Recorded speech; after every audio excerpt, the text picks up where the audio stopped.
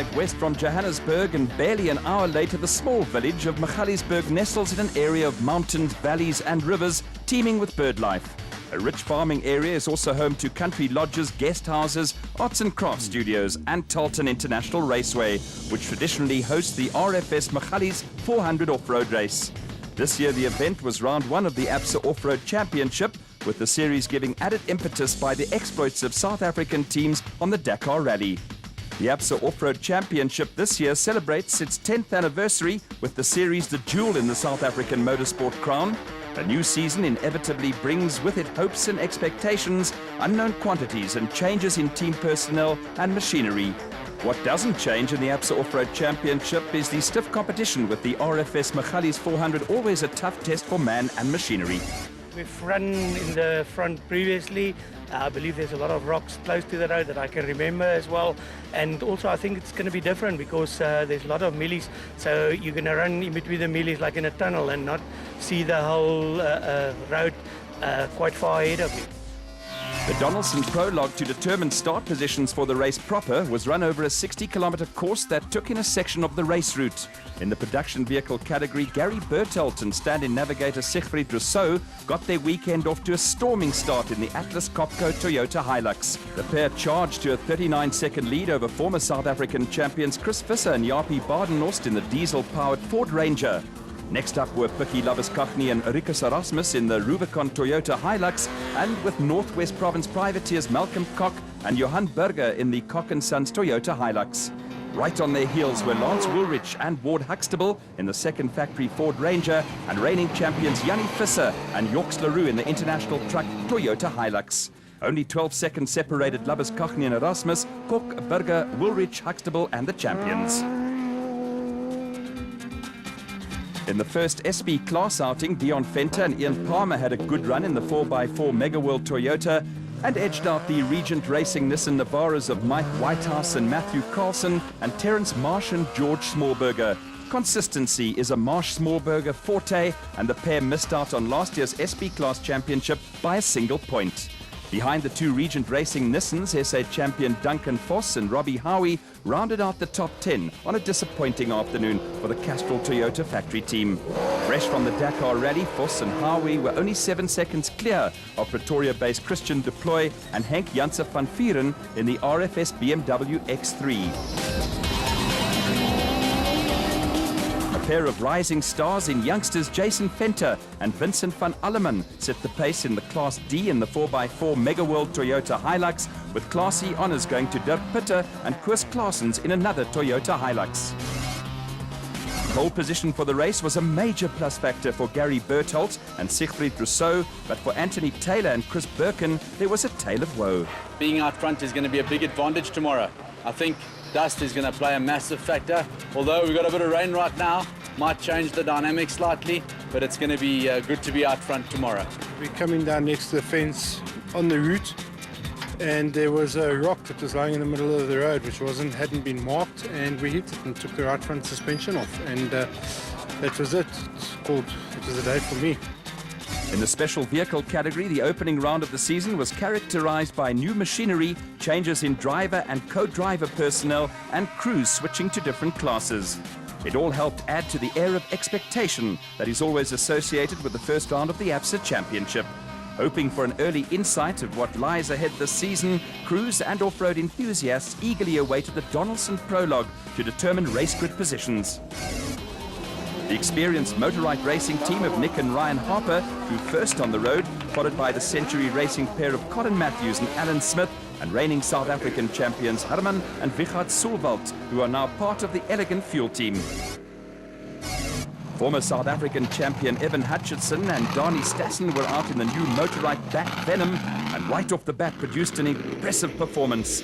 Hutchinson and Stassen came home just under a minute ahead of brothers David and Gary White, who have developed into a formidable combination in the Rubicon Bat. The Whites eked out a 12-second lead over Johan van Staden, now partnered by Mike Lawrenson in the Atlas Copco Bat, with KwaZulu-Natal crew Clint Gibson and Gary Campbell another 24 seconds adrift in fourth. The top 5 was rounded out by Century Racing's Colin Matthews and Alan Smith, who also led home the Class P contingent.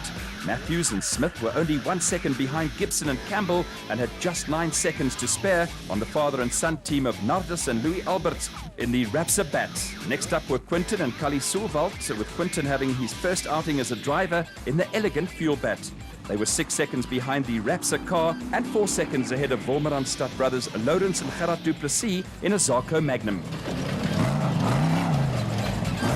Also back from Dakar Rally exploits were Mark Corbett with his new co-driver Julian Hardy. A minor encounter with a fence cost the Century Racing pair a couple of seconds and allowed the Free State crew of Peter Rathven and Charles van Heerden to close to within 9 seconds of Corbett and Hardy, with the Rubicon team sneaking into the top 10 by 1 second ahead of Nick and Ryan Harper. For Quinton Sulvalt, his new role as a driver was enjoyable. I had a lot of fun out there. Obviously the first time out on any course, so a big learning curve for me. I took it really easy in the beginning and slowly picked up the pace to the end. Really happy with my results. Didn't expect anything more, so looking forward to a good day tomorrow and hopefully learn a little bit more, and to the end of the race we'll see where we are. Race day saw plenty of early activity in the pits, and after the Donaldson prologue, the amount of work needed to restore their changes to full health dictated whether technical crew burnt the midnight oil or had an early night. It was late night for Castrol Toyota technicians. They battled to get the Taylor Birkin car ready for battle and race day. Also brought no hint of wind or rain to alleviate what was going to be a major dust problem. Overnight storms in Gauteng bypassed the Tarleton, and conditions were going to be hot and dusty with a tough route set to take its toll. ABSA Championship off-road races are run to real time, which means cars set off according to time set on the Donaldson prologue. Lance Woolrich and Ward Huxtable and Yanni Visser and Yorks LaRue had identical prologue times, and with seconds separating other crews, the action is fast and furious. Tarleton infield section incorporates jumps left over from motocross days and is a popular spot for spectators who want an early glimpse of the action. Off-road racing is no place for the faint of heart, and once the flag drops, no prisoners are taken. The first 50 kilometers of the race followed the route for the Donaldson prologue the previous day. The opening section traversed Cully's Quarry and Sluisplatz, and from there competitors headed towards the Carltonville Road in the safer built area. As the first car on the road, Evan Hutchinson and Darnie Stassen started the day with a huge advantage. A clear track ahead with no dust was the Motorites crew's reward for winning the Donaldson prologue, but off-road racing is full of twists and turns. An early puncture undid the good work of the previous day. It's known as Murphy's Law. With Evan Hutchinson and Darnie Stassen temporarily out of action, David and Gary White found themselves leading the special vehicle category in the Rubicon Bat. That lead was also short-lived, with a puncture forcing the Whites to pull off the road and make hasty repairs. That handed the advantage to Johan van Staden and Mike Lawrenson, who in a short space of time had gone from third to first in the Atlas Copco Bat. Such is the nature of off-road racing.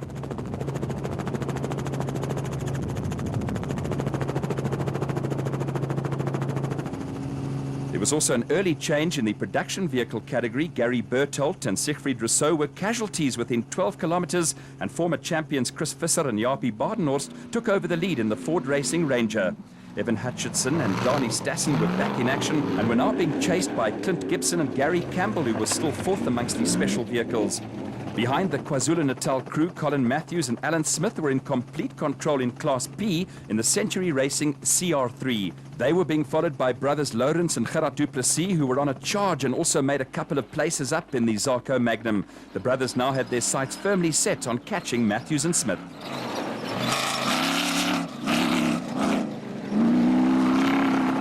Co-drivers were being made to earn their keep, and a little overshoot cost Northwest privateers Malcolm Cook and Johan Burger a few seconds in the Cook & Sons Toyota Hilux. Behind them, Lance Woolrich and Ward Huxtable made the same mistake in the second of the works Ford Rangers, with a good battle developing between the two crews. The dust was starting to play an early role, and the gap between Nardus and Louis Alberts in the lead car had grown from just under 2 minutes to nearly 7 minutes.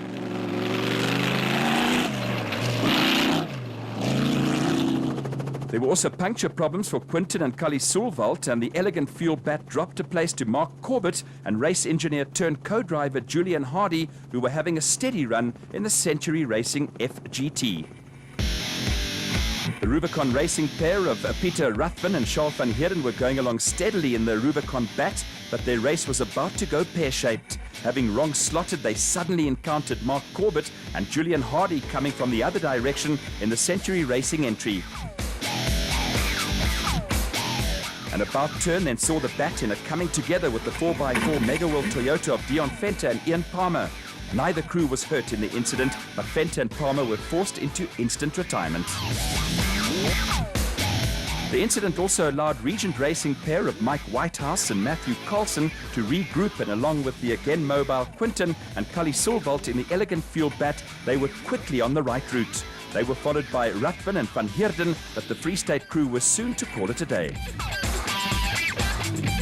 Out for the first time in the ex-Hutchinson Motorite Revo 4x4, Nick and Ryan Harper were gradually coming to grips with the car, and behind them more confusion on the route. Christian de Plooy and Henk Janse van Vieren found themselves going in the opposite direction to first Duncan Vos and Rob Howie, and then Herman and Wichard Sulvalt, and this time there were no mishaps. Further back in the field, Jason Fenter and Vincent van Alleman were still calling the shots in the Class D, with Dirk Pitter and Koos Klaassen still running at the front of Class E with both crews in the Toyota Hilux entries. The route back to Tarleton International Raceway and the designated service point followed the Tarleton Saferbuilt Road. The race was run over 3 loops of around 110 kilometers with a compulsory 15-minute stop at the end of the second loop. Johan van Staden and Mike Lawrenson were still leading the Special Vehicle Brigade, with the Ford Ranger of Chris Visser and Jaapie Badenhorst controlling matters in the production vehicle category. Vantage points were freely available, with Evan Hutchinson and Darnie Stassen back in second place among the specials and being chased by Clint Gibson and Gary Campbell in the Gibson Racing Porter. Unless they needed an unscheduled pit stop, crews bypassed the service area and immediately set off on their second lap. There's only one pace for Colin Matthews and Alan Smith, and that is flat out. Matthews and Smith were still controlling Class B in the Century Racing CR3, but in a tight battle were under a fair bit of pressure from brothers Lawrence and Gerard du Plessis in the Zarco Magnum.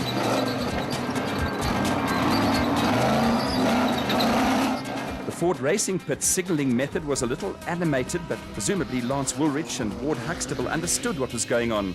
Behind them, veteran Nardus Alberts and son Louis were going along as steadily as ever in the healthy-sounding Rapsa Bat, who were running fifth amongst these specials, with Mark Corbett and Julian Hardy doing the chasing in the Century Racing FGT.